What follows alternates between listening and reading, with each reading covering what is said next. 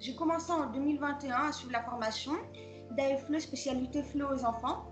Et aujourd'hui, je suis professeure de FLE dans une alliance française.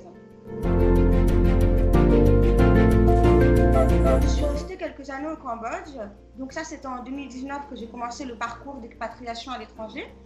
Et en 2020, fin 2020, j'ai commencé à enseigner dans des écoles. J'ai commencé par des cours particuliers avec des enfants de bas âge qui avaient entre 3 et 5 ans.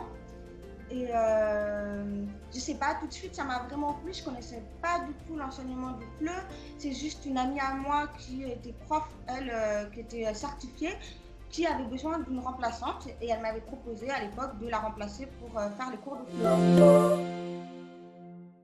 J'avais beaucoup d'expérience, beaucoup de pratique et j'avais pas forcément le théorique. Donc c'est vrai qu'en faisant le DAFLE, j'ai commencé à un peu plus enseigner, par exemple, des choses que je n'enseignais pas du tout au début parce que j'avais pas de formation. C'était la grammaire. Donc j'ai revu en fait les points de grammaire grâce au DAFLE. Que évidemment, en tant que prof de FLE, quand on n'a pas de formation et que c'est notre langue native, c'est vrai qu'on ne se pose pas toujours les questions de pourquoi est-ce qu'on va faire une phrase comme ceci ou comme cela. Et c'est vrai qu'avec le DAFLE, ça m'a donné ce parcours théorique. Et d'un autre côté, j'avais vraiment envie d'avoir une légitimité auprès de mes élèves. J'avais tout simplement envie d'être diplômée et d'être certifiée prof de FLE parce que c'est vraiment un métier qui me passionne, qui continue de m'intéresser et je sens que j'ai vraiment trouvé ma vocation. Donc pour moi, c'était très important quand même de passer le diplôme. J'ai commencé à enseigner vraiment à un public enfant. Et à l'époque, je m'étais dit, voilà, ça me plaît beaucoup, j'aime beaucoup le fait que ça soit ludique. Leur enseigner le français de façon très ludique avec beaucoup de jeux, beaucoup de vocabulaire, beaucoup de partage. Ça m'a donné envie en fait de me spécialiser dans le FLE aux enfants et parce que j'ai commencé avec les enfants en fait. Donc c'est pour cela que j'ai continué à me spécialiser dans enseigner le FLE aux enfants. Allez-y parce que si vous pensez que vous avez vraiment envie de faire du FLE, je pense que la formation est très bien dans le sens où elle vous apporte beaucoup de théorie, que c'est une formation qui est quand même assez pratique dans le sens où vous pouvez la passer sur 1 an, donc c'est assez rapide. C'est-à-dire que vous suivez la formation et au bout d'1 an, vous êtes certifié diplômé professeur de FLE, ce que je trouve qui est génial.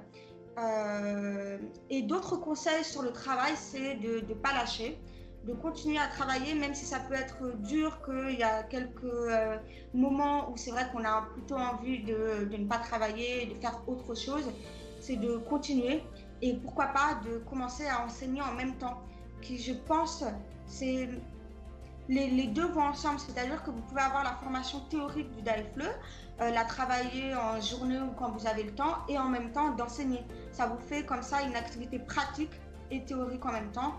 Voilà, les grands conseils que je pourrais donner pour cette formation et surtout de s'amuser en fait. Alors, les principales missions d'un professeur de FLE, c'est d'abord d'enseigner le français. D'enseigner le français à un public qui est soit non francophone ou alors un public anglophone ou autre nationalité qui sont intéressés par apprendre le français. Et je dirais même que la deuxième mission, ça serait aussi de partager sa culture avec son public.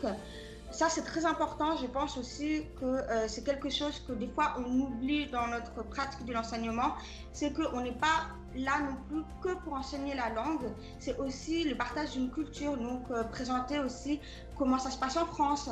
Par exemple, pour des étudiants, j'ai eu beaucoup d'étudiants d'université qui allaient partir en France et c'est vrai que j'ai enseigné beaucoup la langue française, mais également la culture, donc voilà comment les Français vivent au quotidien, quelles sont les petites expressions. Ça, c'est vrai que ça attire toujours la curiosité de nos étudiants qui, parfois aussi, apprennent le français par plaisir.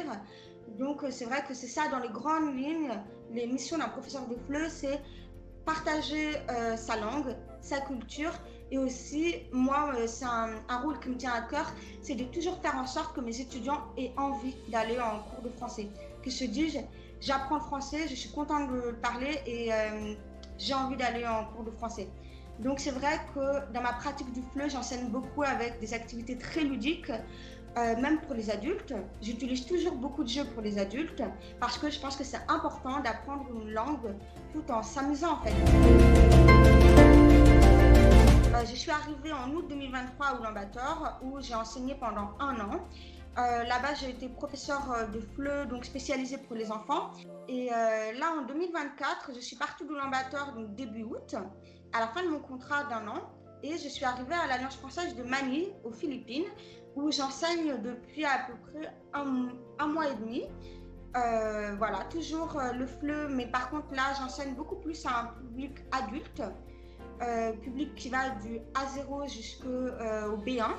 Et j'ai quelques cours enfants aussi. Voilà. J'aimerais beaucoup pouvoir faire de la coordination pédagogique plus tard. Pourquoi pas. Et mon grand projet professionnel que j'ai à cœur d'expliquer à mon entourage, ça serait pourquoi pas un jour de diriger une alliance française au Cambodge, qui est mon pays d'origine, ce qui me tiendrait vraiment à cœur puisque c'est là-bas que j'ai commencé à enseigner le FLE, que je me suis rendu compte que ça avait vraiment une valeur très personnelle et importante pour moi.